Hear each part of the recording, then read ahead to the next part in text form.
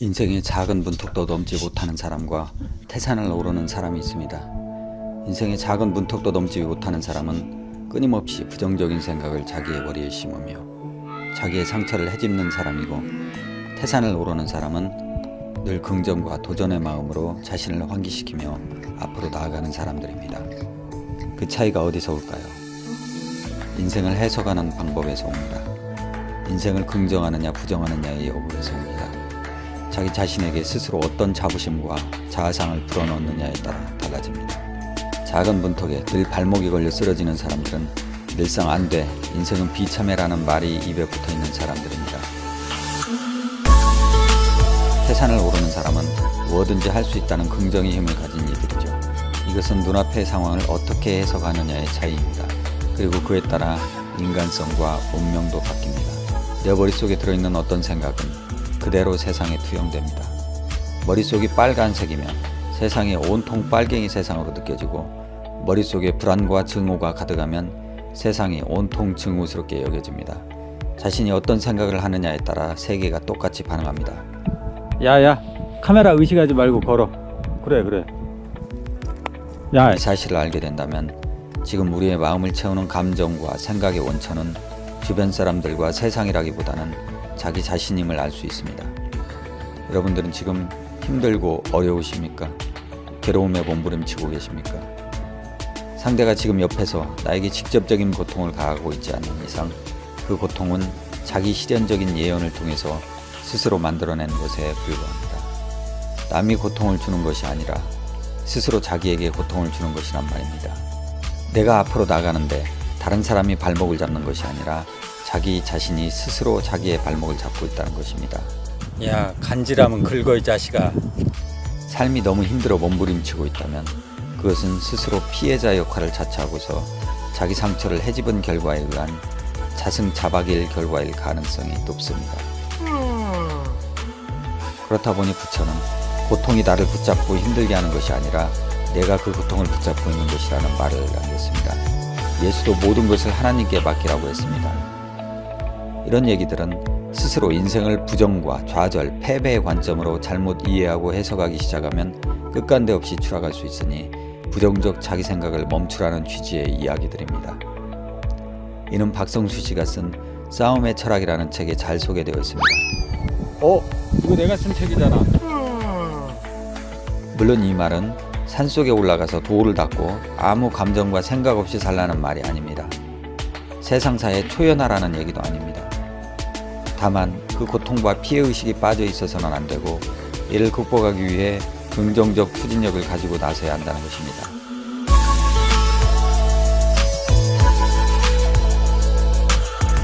똑같은 불행한 일을 당해도 어떤 사람들은 생을 긍정하고 변화의 가능성을 포착해서 추진력 있게 성큼성큼 나갑니다. 반면 어떤 사람들은 좌절하고 증오하며 남 탓만 합니다. 그래서는 안 된다는 것입니다. 어차피 인생사, 외부의 환경은 우리가 통제할 수 없습니다. 그러면 결국 우리네 인생을 바꿀 수 있는 변수는 우리 내면을 어떻게 통제하느냐에 달려있는 것입니다. 그 내면의 세계를 통제하느냐의 여부에 우리 각자의 인생의 향방이 달려있습니다. 이런. 야, 이 새끼 너 거기 안 서. 야, 이 새끼 너 어디서 병 입고 있는데 하품을 내. 야. 하여간 저는 이러한 깨달음을 진태와의 경험을 통해서 얻었습니다. 지난 7월 진태는 사상충 치료 과정에 생사의 경계를 넘어야 했습니다. 그 와중에 앞날이 어떻게 될지 몰라 진태로부터 도장을 받았습니다.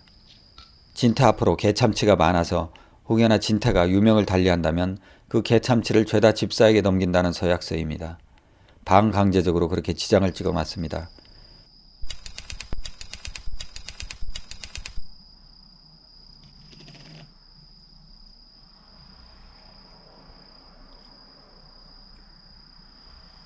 야, 지장 찍었다?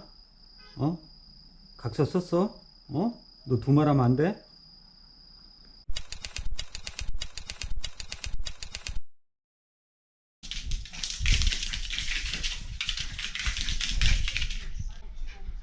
그런데 이후 녀석이 건강을 회복해서 인주값 3,000원만 날렸습니다. 그 3,000원이면 라면이 3개고 커피가 한 잔이며 버스를 2번 타는데 쓸데없이 댕댕이 계약서 만든다고 3,000원을 날려버린 것입니다. 저는 분노와 절망에 몸부림쳤습니다.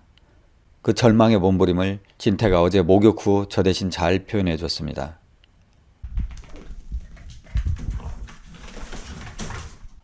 하여간 제 삶은 더 이상 의미 없는 것이었고 인생은 떨어지는 낙엽이 되었습니다.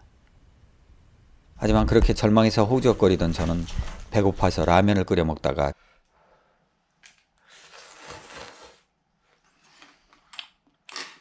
제 책을 집어들었습니다. 그리고 운명을 바꾸기 위해서는 인생을 해석하는 방법이 바뀌어야 한다는, 다시 말해서 생각과 머리가 바뀌어야 한다는 대목을 읽었습니다. 그로 인한 깨달음을 얻자 저의 생각, 머리가 180도 바뀌었습니다.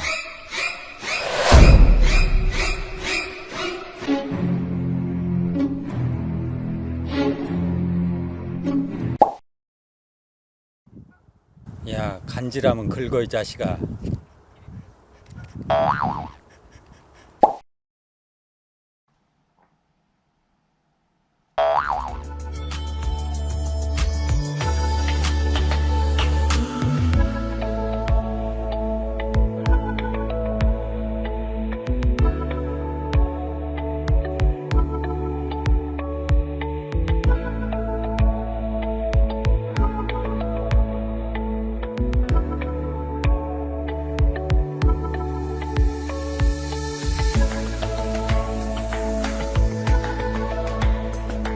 야야, 카메라 의식하지 말고.